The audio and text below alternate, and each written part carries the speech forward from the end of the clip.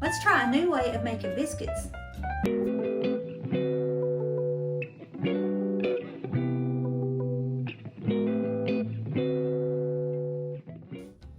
Hey, it's April. Thanks for stopping by my crazy creative life.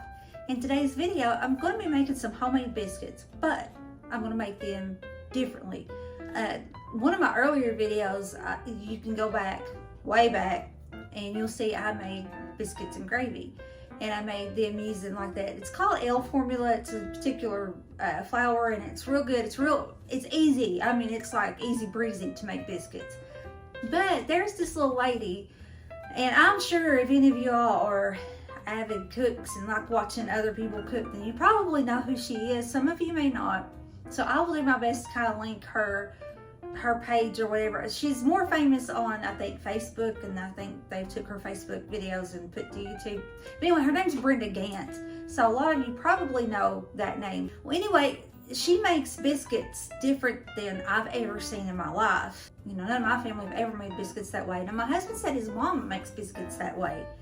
And I made a video. I haven't decided yet if this video will be first or that one, because I did do it first, but it's chicken and dumplings. And I tried to make dumplings like she did, but they ended up being dense and kind of thick, and they were okay, but they weren't the best. My husband even said, "You make better dumplings than this." So I'm gonna try to make her biscuits. Now, one thing with the dumplings, I think I didn't use self-rising flour, and I know I overworked the dough. I know that my own self, so that was a lot of that problem. But I've kind of went back and I rewatched her making her biscuits, so I'm going to try to make it that way and see if I can make it her way, because to me it looks like once you get the hang of it, it's easy and it doesn't take a whole lot of ingredients. It's just your flour, your self-rising flour, and buttermilk and shortening or lard, and that's it. So let's try it. I mean, I may fail and I may have to practice some more, or I may, get it since I've watched her another time or two. So let's see. Okay, so what she does, she has a bowl, and it's not as out, it's more up. I mean, it's a big bowl, but it kind of comes up a little more, so maybe I need to look and get a different bowl. But anyway, she puts a whole thing of the white lily flour in there. She said that's what she's always used, white lily flour, and this is the self-rising. It's not the all-purpose. It is the self-rising. And as much as I preach about you sifting your flour, I can't believe I completely forgot. But anyway, you want to make sure that you sift your flour as you're putting it in your bowl. But she just keeps her flour in the bowl and just covers it up with the piece of cloth or towel. And that's just her biscuit bowl. Yeah, see, my bowl is a little bigger than what hers looks like on camera. But anyway, regardless, she just makes a well. And that might be part of my problem, because mine is too deep.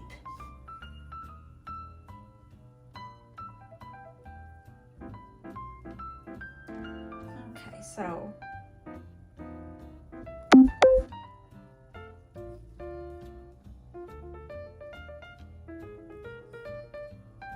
I'm kind of coming up the edges here. Okay. And then she takes shortening or lard, and she had a big bunch. I mean, she said it was like a large egg. To me, it looked more like a baseball. That's about what it looked like to me, what she used. But to me, that looks like a baseball, a little smaller than a baseball. And she just plops it in there. Let me get my hands clean though. And then she takes buttermilk, and I hope I have enough buttermilk. It's about 1 to 2 cups is what she uses. What it looks like anyway. She just pours it right in there. She said you start off with just breaking up your milk, and that might be not enough milk, but breaking up your milk and your shortening. She breaks that up first.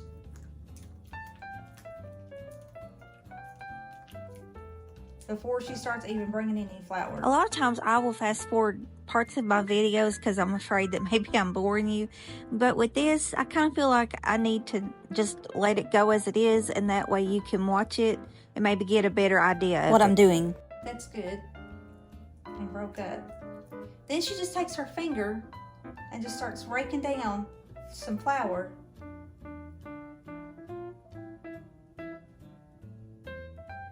And starts working that flour in.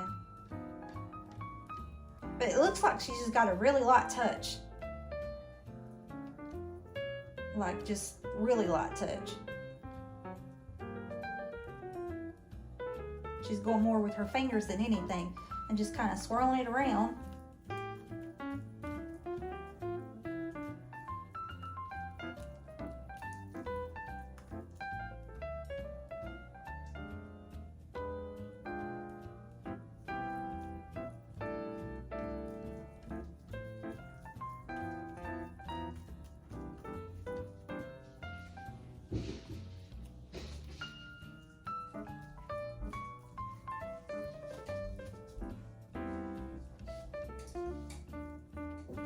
Part of the mistake with that, the dumplings that I was making, I got in there with my hands instead of just lightly getting in there with just my fingers.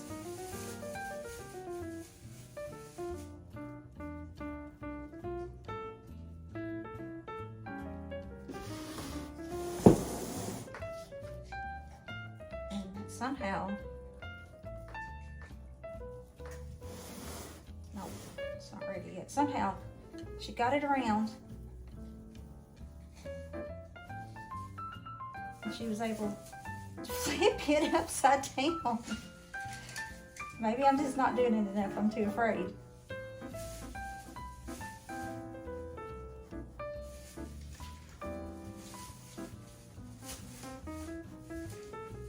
I had it.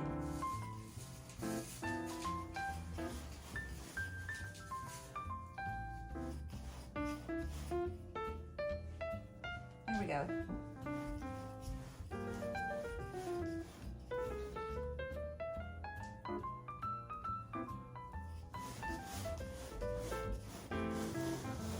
So I'm gonna sprinkle some flour onto my clean counter. This is clean.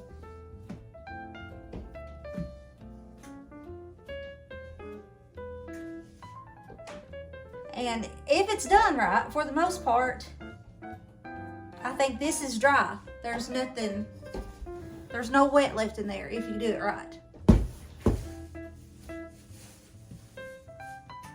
And then from here, you just kind of flip it over a little bit. Just work it all in together, but you don't want to overwork your dough.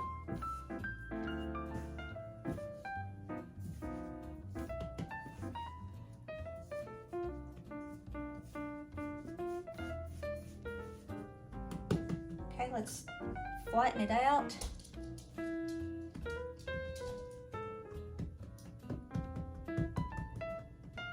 I'm getting flour everywhere.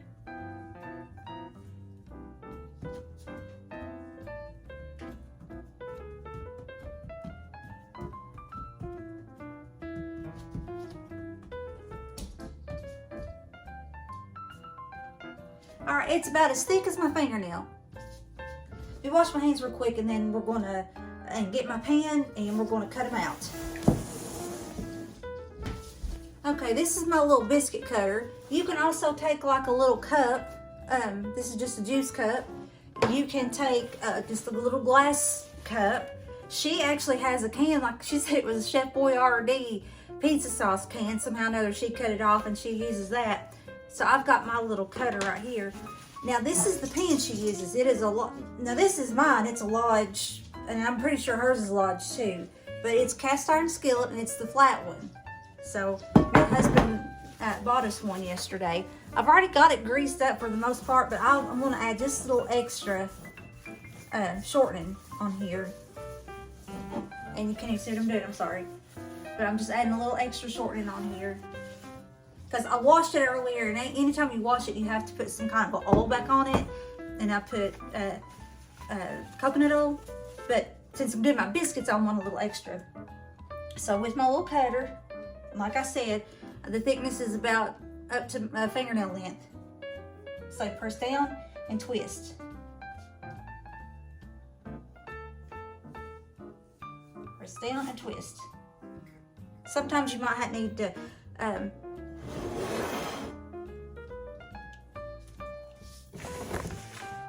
you can see a little better. Okay, sometimes you might need a little to flour your cutter, but press down and twist. And important thing with biscuit making, you want them to touch each other because they use each other to rise, if that makes sense, but they just climb up on each other. I don't know how else to say it. I know it sounds weird.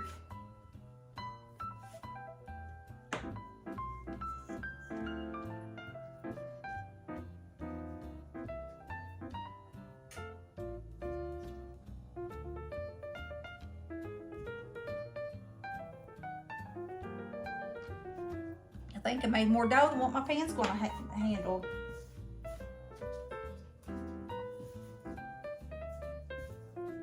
I think I'm just going to make one large biscuit. I know my husband likes that last little bit of dough that you got later. Honestly, this will probably make about 3 more of these. But I'm just going to make us a big old biscuit.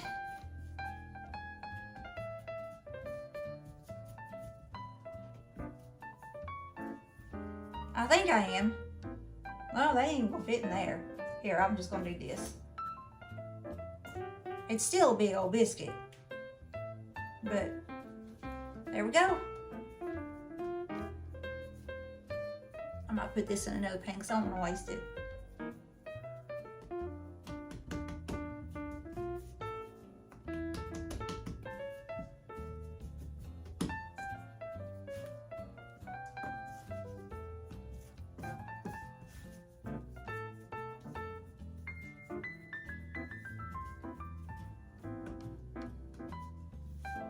I'll do something with them too. Okay, she puts it in a 500-degree oven because you need that really high hot heat to get them to go and just blow up. That's what that high heat helps them to just rise quickly. And it shouldn't take but about 10 minutes or so. I'll time it to make sure, but it should only take between 10 and 15 minutes. It shouldn't take that long, especially at that high heat. Okay, we're going in the middle rack. It looks like it's the top. Well, it's the top rack, but I've got it in the middle of my oven. So I've got it in there on 500 degrees, and we're going to start out with 10 minutes and then go from there.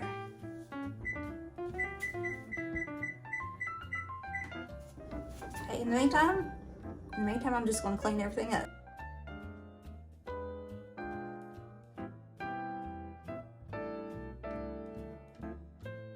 This flour just gets covered over, and she's got a place in her cabinet, she said, or pantry or whatever. She puts hers. I'll probably just set mine on my kitchen table, at least until I figure out where I want to put it.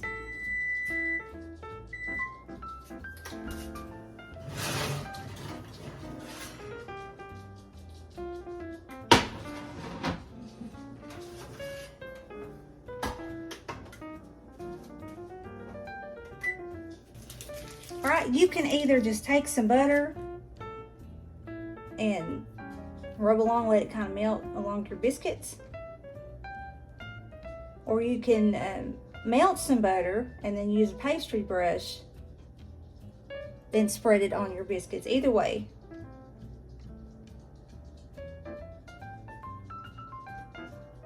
We'll see how these are.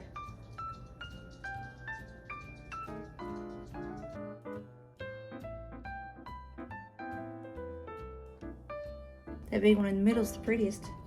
It usually is. Look at that.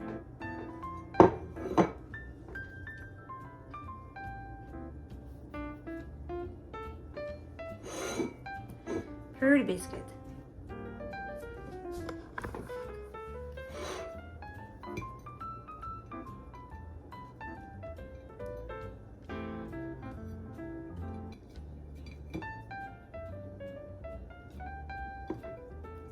Let's see, I think I want some honey on this.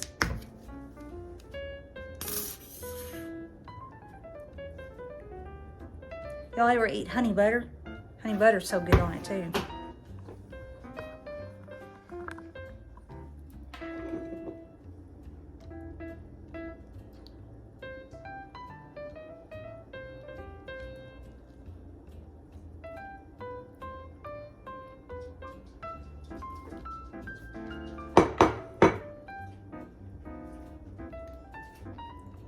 That's a good biscuit.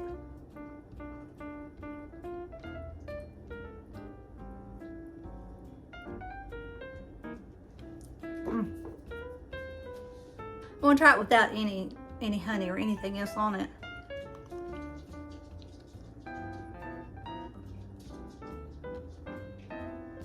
That's a good old biscuit, y'all. That'd be real good with some ham, and we got some ham. I may fry some up. Make a ham sandwich, honey, any kind of preserves, you know, jelly, or what am I trying to think? Apple butter. Anything would be so good on these, but these are really good biscuits. So after my epic fail today, which I haven't decided if I'm releasing yet or not, this has made me feel a little bit better about myself. Actually, my epic fails, well, sort of epic fails, the last 2 times, but anyway.